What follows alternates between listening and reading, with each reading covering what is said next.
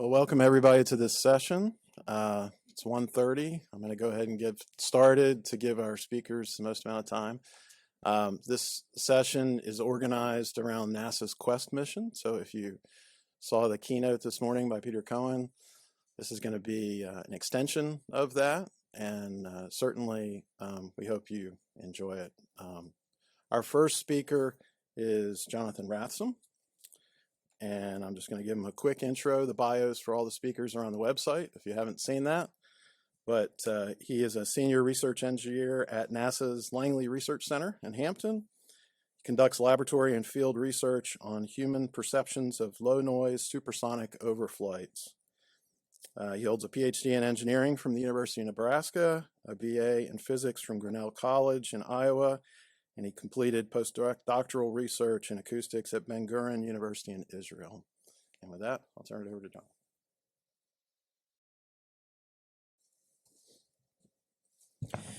Good afternoon, and thank you for the introduction, Pete. See if I can adjust this microphone a little bit.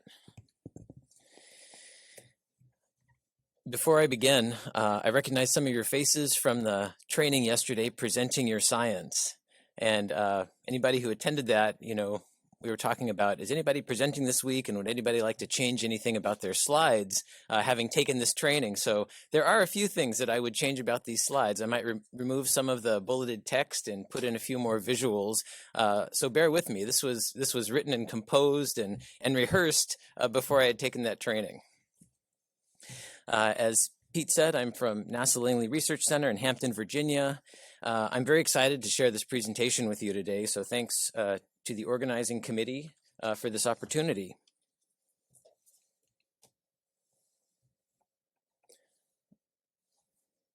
So I see my slides advancing, but I don't think they are there, but not here.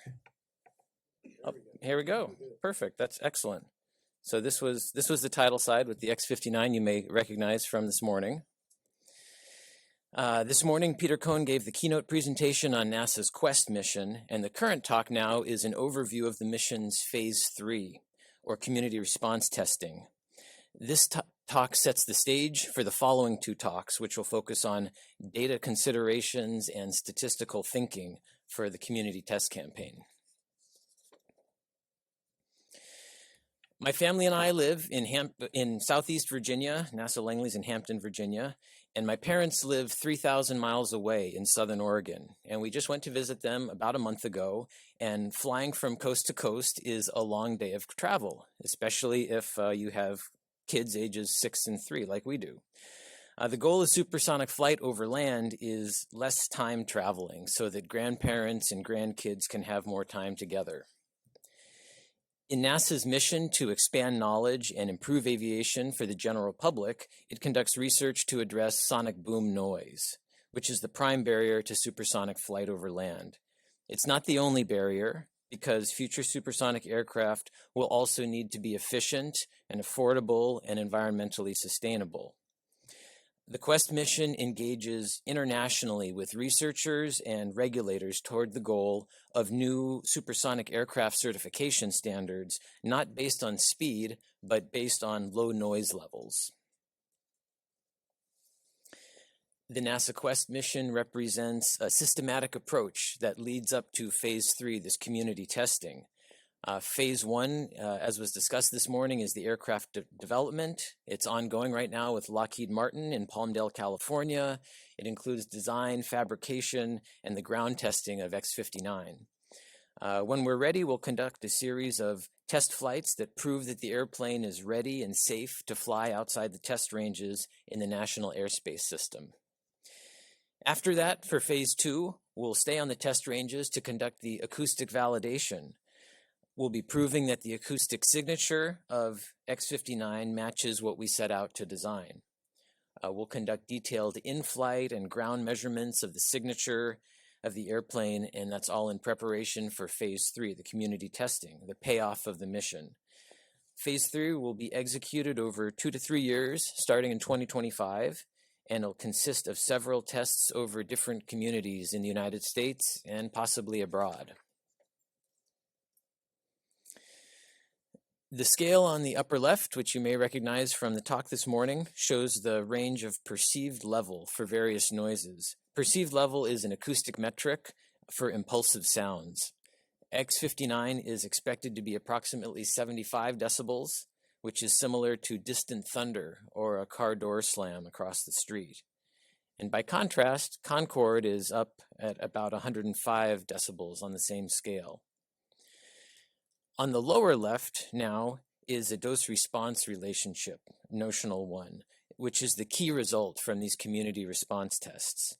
The vertical axis is the response metric from the surveys, and the horizontal axis is the noise dose from X-59. This is the relationship that's going to be delivered to the noise regulators for the development of a noise standard. And you can see in text on the right side of the slide some of the details of the community test. I mentioned before up to 6 tests in different locations, possibly one internationally. The locations will be selected with consideration given to variation in climate zones across the country, variation in population demographics so that it's a representative survey, and different levels of urban, suburban, and rural residences that need to be sampled for it to be representative. Each test will be approximately 1 month in duration. The flights will be during daytime or waking hours. And the notional range of sound levels right now that X-59 will produce during the tests is from 70 to 80 dB. And so that's the range along that horizontal axis in the lower left. And like I mentioned before, it's very important to get representative results. The technical elements of phase 3 are organized as you can see on this slide. So the test site selection needs to ensure that the survey data are representative. We'll go into that more on a later slide. Survey design and analysis has to ensure that the survey data are sufficient in terms of quality and quantity over the month-long test duration. The exposure design and estimation, because the noise dose will be a combined estimate based on both measurements and calculations. The dose-response relationship and the data delivery to this international civil aviation organization, it requires appropriate techniques for aggregating results from multiple community tests. Some of these technical topics span multiple categories that are shown above. As an example, the design of exposures, the test matrix of the levels that X-59 will fly in the order. That design and its rationale have to support the dose response analysis plans.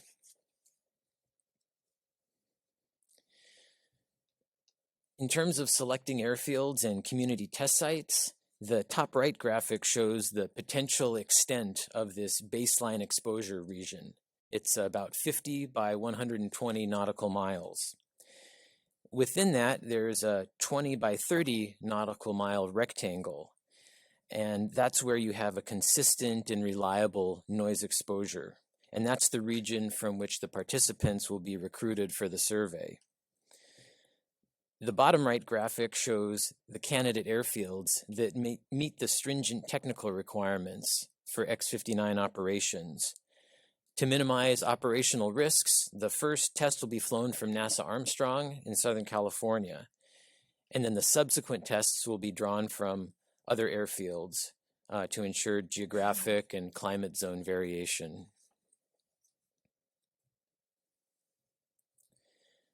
Recent progress on the survey design and analysis include the development of dose response simulation datasets for exercising the analytical tools. The survey methods and analysis plans have been developed and are generally robust with a few areas for further refinement. NASA has been conducting research into the effects of dose error or measurement error on the dose-response relationships. NASA is also studying the potential for carryover effects in the survey results. Last summer, NASA received feedback on survey plans from an independent expert review panel.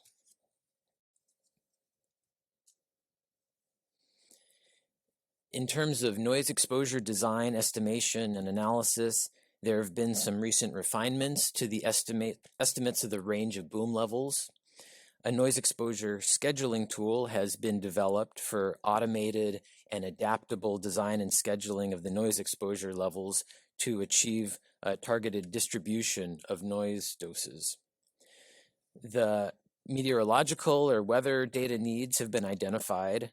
Those are needed as inputs to the noise exposure calculations. And there's a ground recording system of acoustic monitors it's continuing, the development is continuing with the evaluation of some prototype units at NASA. The team has also assembled some key components to estimate noise dose and dose uncertainty.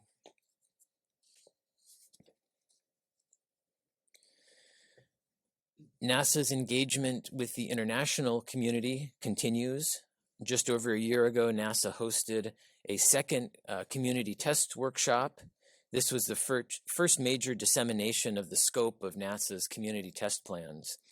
The goals were to communicate the status, obtain feedback, and identify any significant concerns on the suitability of the proposed approaches and the proposed data set as a basis for international standards. This workshop had robust interchanges and discussions, and the feedback is being considered for incorporation into NASA's plans. The workshop had broad participation from many countries and organizations that represented research, academia, government, and industry. And at the bottom part of the slide here, you can see some other current international engagement that's ongoing.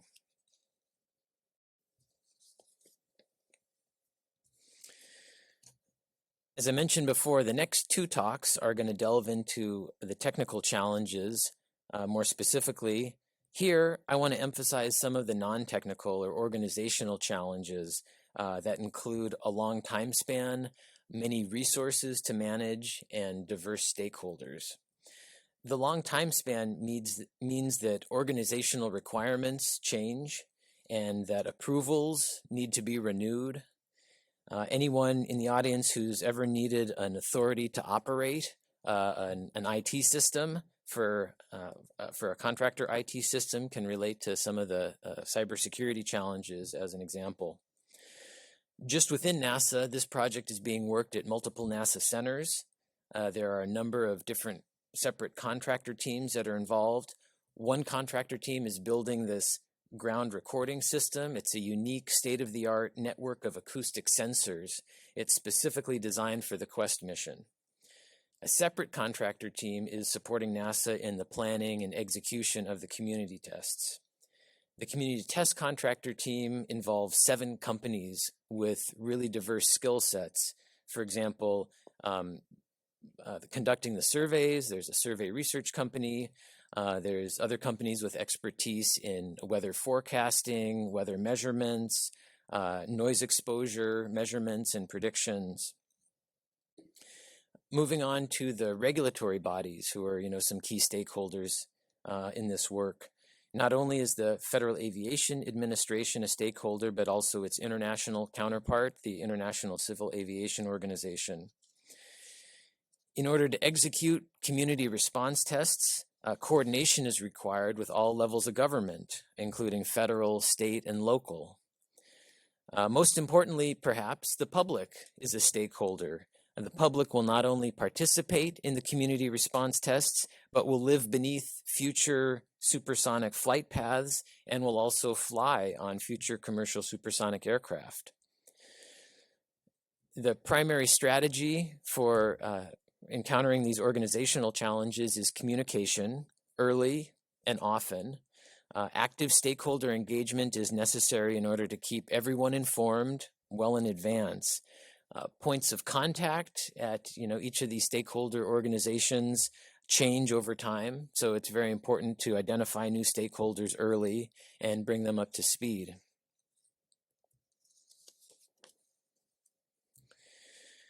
To summarize, NASA's Quests mission will provide key community response data that's needed to define standards for low-noise supersonic flight over land. NASA seeks broad interaction and engagement with the international community to ensure that the results are acceptable and that they lead to the adoption of international standards.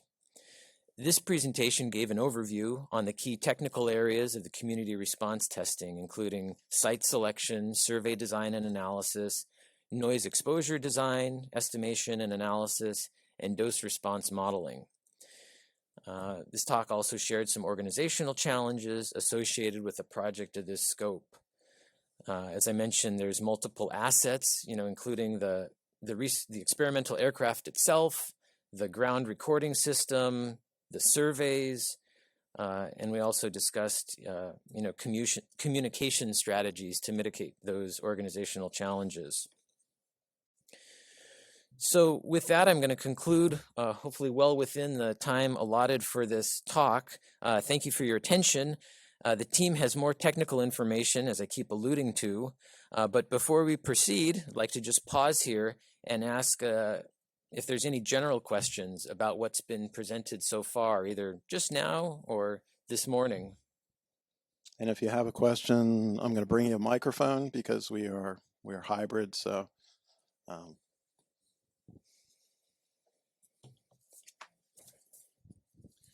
I think I saw in one of your opening charts that you're only doing daytime testing. And I wondered about that because if you've ever camped, you realize how much different your perception of sound is when there's no background noise. And of course, your level of annoyance is much different at night than during the day. So can you address that? Yeah, that's a terrific question. We're limited to testing during the daytime or early evening hours because of the X-59, because it's an experimental aircraft, and the safety considerations are going to keep us flying during those hours. As you suggested, it's very important to know what the effect is of nighttime operations, supersonic operations, and this is one area that we're going to appeal to partners internationally to help assist in our efforts, so that we can gather data also on the effects of nighttime flights, but it's outside the scope of X-59's mission and operations.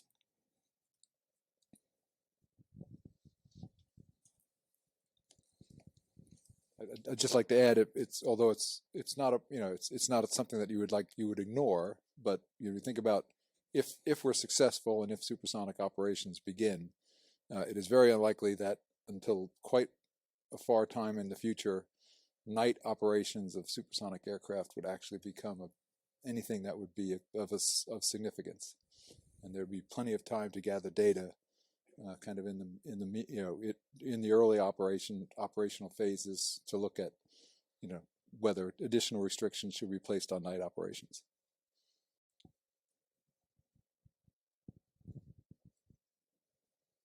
other questions?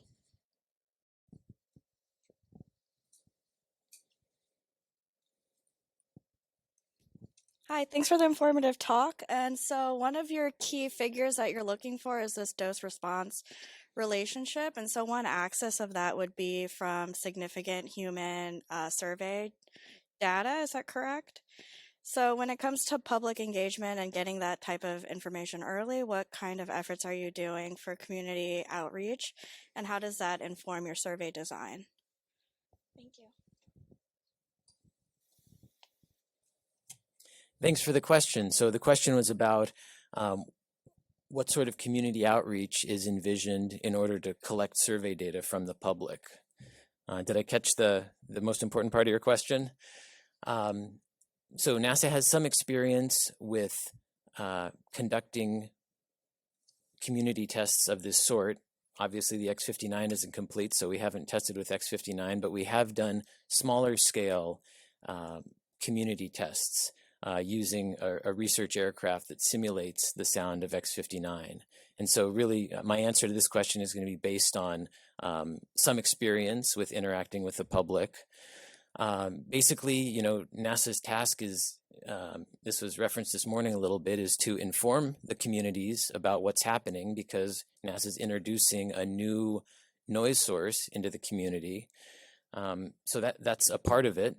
NASA needs to also provide resources for the community, inform the community at the local level, the local governments, about what the testing will be, make sure that first responders, have information. That's one avenue the public might turn to if they hear sounds that they aren't used to and want to inquire further. You might call City Hall, or you might call the police if it were an especially loud sound. So NASA has plans to inform local governments to those ends. The other thing that NASA has to do is to communicate this information without introducing any bias into the survey responses. It would not serve this data collection effort if the participants thought, well, we think NASA is cool, so we're going to say that this is we're not annoyed by this sound because we want to help NASA. That wouldn't be a useful data collection effort. So NASA is developing a strategy and seeking input from the research community about how to inform the public about this testing without creating bias.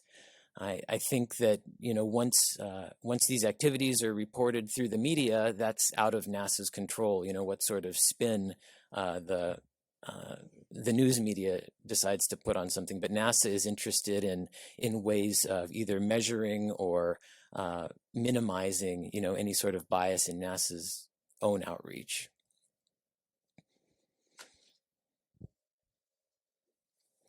Excuse me, no problem.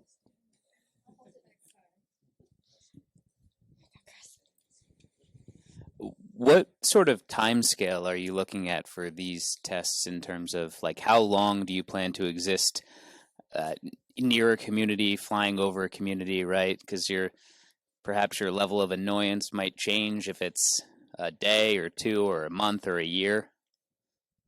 Yeah, that's a great point and a great question. And one of the requirements, for the mission was that, it wouldn't be sufficient to introduce this noise source and test for a day or a few days, and then to leave the community and say, well, we understand how this community responds. So the amount of time that we settled on was a month of testing. And that's also partially governed by just budget and how long can we afford to stay in one community if we need to collect data from multiple communities nationally. So that's the time period that we're working with right now, and that's assuming that the aircraft, works without any problems for that amount of time. That's the hope, that we could test most days, maybe not every day, over approximately 4 weeks. On the topic of data collection and public outreach, it seems like this might be an excellent use for a citizen science campaign, but maybe that would impart some bias. So I don't know if there's are there any plans to combine this testing with maybe a citizen science campaign? It's a terrific question, and Nathan in his presentation is going to share some results from a citizen science-based activity during a previous flight campaign. And I think Nathan will highlight some pretty important reasons why the topic of citizen science is somewhat at odds with the goal of collecting representative data. But maybe I'll just leave it at that cliffhanger for right now so that Nathan can speak to it more fully. Or if Nathan, if you want to make a comment now, would be fine. I'll share some remarks on that. But you did mention the possibility of selection bias if people can opt in, and you can think about the motivations that cause them to respond anyway. You have to know that the NASA website exists. You have to hear the aircraft, and so through testing, we want to leave open the possibility that it's not actually audible. So you're likely only to get people who hear the result. This is, though, kind of a hot issue in official statistics as well, the combination of probability survey with non-probability data. So, there's interesting research opportunity. Right now, I think it's kind of outside of the scope of what we intend to do, but I'll share just a little bit more about that later. Oh, right here. Good time. Thank you. Since the mic was already here, so I'm just wondering, do you also have sensors and other, sort of neutral devices for so as to calibrate results from surveys? So the question was, do we have sensors to, we have acoustic sensors, a network of acoustic sensors that'll be, distributed basically across this, hundreds of square nautical miles. And so those will be somewhat of a ground truth for measuring the noise exposure from the aircraft. And those measurements, because it's such a large area, those will be necessarily sparse measurements. So they'll be complemented by calculations to help with interpolation. We'll keep it going here. Question I had was, did you do any comparison against just standard aircraft? So I noticed on your decimal chart scale there, and maybe I just skipped it, and it's quite possible. I need more caffeine.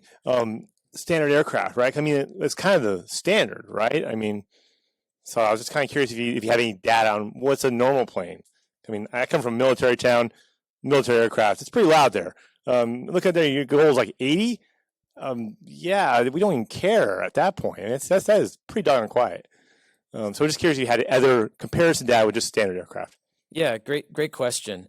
That chart earlier didn't have any of the typical items that would be on a sort of an acoustic levels chart, and that's intentional because the human ear responds differently to impulsive sounds than it does to continuous sounds. Most transportation noise, like aircraft, roadways, trains, it's a continuous sound, whereas a sonic boom is impulsive. It happens on the order of milliseconds. So that's why you didn't see aircraft noise on that chart.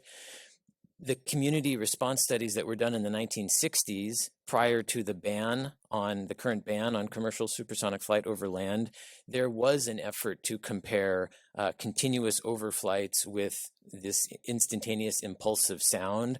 Our experience is that they're just so different that it's like apples and oranges. Any other questions? Well, I had one for you then. Oh, you have one in the back? Sorry, I missed it. And Jonathan feels relieved that I didn't ask my question. You see that?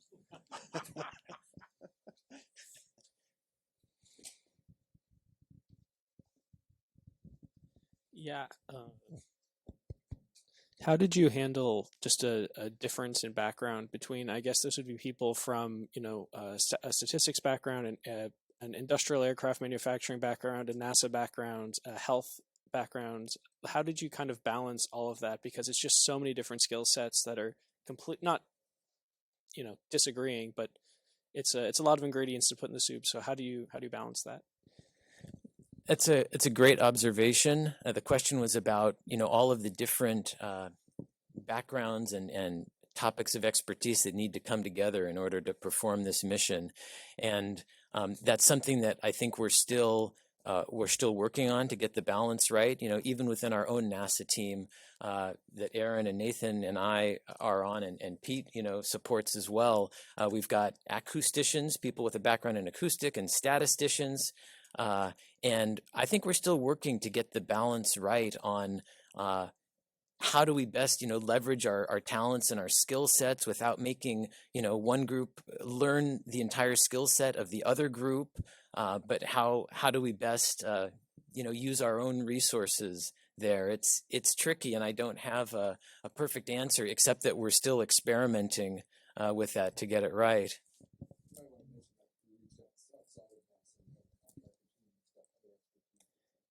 Thanks, Peter. Yeah, that's a great point. This project involves areas where NASA does not traditionally have expertise, most notably the survey data. So we have a contractor team that I referred to earlier with Westat is a survey research company. And so we have, expert survey designers and statisticians who are complementing NASA in that regard. Well, great. Let's thank Jonathan again.